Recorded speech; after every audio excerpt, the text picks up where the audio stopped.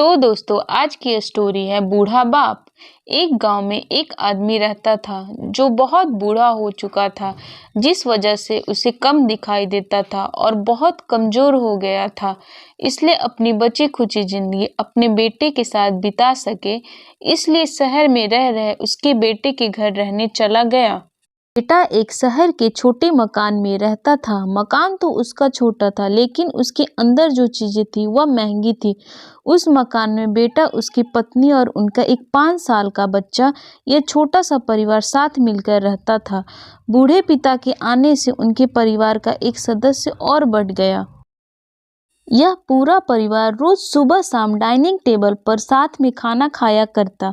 बूढ़ा पिता अपनी कमजोरी के चलते हमेशा खाने की चीजें नीचे गिराता रहता और कई बार कांच के बर्तन भी टूट जाया करते थे। कुछ दिनों तक बहू और बेटे ने यह सब सहन किया, लेकिन बाद में वो दोनों बूढ़े की ऐसी हरकतों से चिढ़ने लगे। एक दिन बेटे ने कहा कि ऐसा कब तक चलेगा, हमें कुछ करना ही पड़ेगा। पत्नी भी इस बात से सहमत हुई। अगले दिन बेटा कहीं से एक पुराना मेज लेकर आया और घर के एक कोने में उसे लगा दिया और अपने पिताजी से कहा, आप यहीं बैठकर खाना खा लीजिएगा। उन्होंने एक लकड़ी का बर्तन भी बनवाया जिसमें वो अपने बूढ़े बाप को खाना देने लगे। अपने कांच की कीमती बर्तन बचाने के लिए अपने बूढ़े बाप को लकड़ी का बर्तन देने में उन्हें जरा भी शर्म नहीं आई। अब खाने का समय जब जब होता तो बूढ़ा बाप एक कोने में बैठकर खाता और बाकी का परिवार डाइनिंग टेबल पर खाना खाया करता। डाइनिंग टेबल पर बैठे बैठे दोनों पति पत्नी कभी कभी अपने बूढ़े बाप की तरफ देख लिया करते। बूढ़े बाप की आंखों में उन्हें आंसू भी नजर आते, मगर उन पे कोई असर नहीं होता।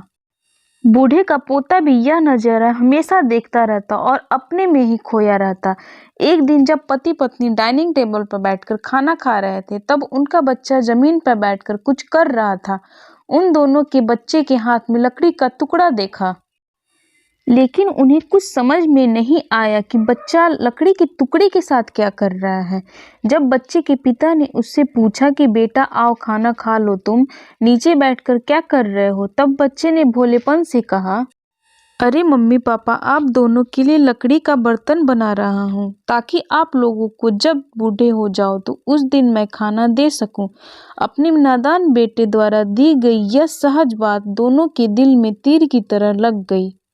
दोनों एक दूसरे का चेहरा निहारने लगे। बिना कुछ कहे ही दोनों की आंखों में पानी आ गया और उन्हें अपने भविष्य की किताब अपनी आंखों के सामने खुली हुई नजर आई।